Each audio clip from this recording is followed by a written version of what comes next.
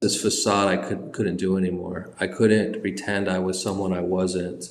You know, on one hand, I was this, from the outsiders looking in, this successful business manager, defined by who we represent, right? But inside, I knew I was depressed, isolated, insecure, an addict, and not happy at all. And every day I couldn't sleep.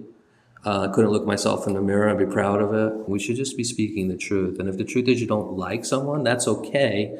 But do you not like them for the right reasons? Absolutely. And the wrong reasons are to not understand that addiction is a powerful disease, that we as addicts are powerless and it's unmanageable. And I think my biggest regret and resentment at sentencing was that people truly don't understand addiction. So let's get into that now. I feel like this is a good segue. So I think for timeline purposes, you're at the peak of your career, right? Mm-hmm.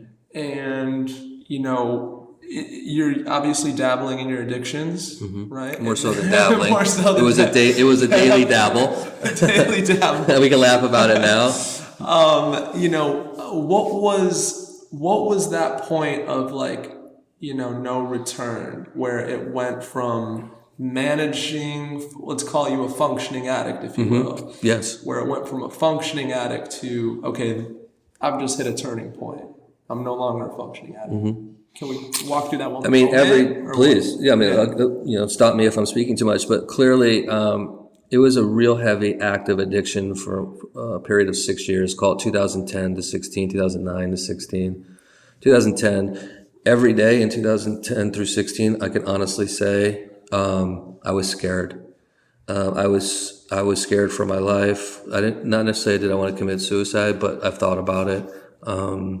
Can we be specific about the addictions too? I think sure. Gambling. So gambling is the main addiction. Gambling was the main addiction. I literally would call up my bookie and bet on sports every day. There was not one day that went by where I didn't gamble. And a $300 bet became a $1,000 bet, became a $5,000 bet, became a $50,000 weekend on the NFL. And while I was making good money, really good money, all relative, it got so bad that the hope was that I would win big one day and be able to pay my client back. And then it became clients back because I was just a terrible gambler. I kept losing and losing. And the idea was, you know, how long can I conceal this?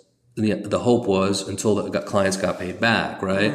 And then I realized it got so bad that there was just no way I could ever win that kind of money and pay my clients back. And I would say at the end of 2015, sometime in early 2015, gambling became cocaine. And cocaine. What do you mean by that? Meaning I added on to my addictive personality by incorporating cocaine into my daily usage. And marijuana was always a part of my life, even in high school, but I never thought of it as a real addiction, but it is. I've learned that it is. But gambling was the number one disease, but my life, I think I have a heart condition. In 2010, I had a stent put in my heart. So who am I to...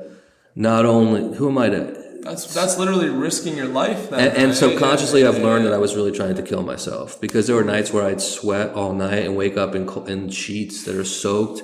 And I was probably I couldn't take it anymore. The pressures were mounting, the fear of being caught, the way my children, it's sad. Yeah, take your time.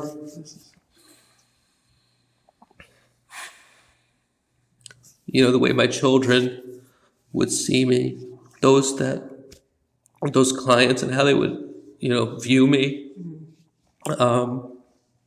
It's not how I want to be remembered, let's just say that. But it became so bad that I kind of wanted to get caught. So what I did was I just started doing a shit.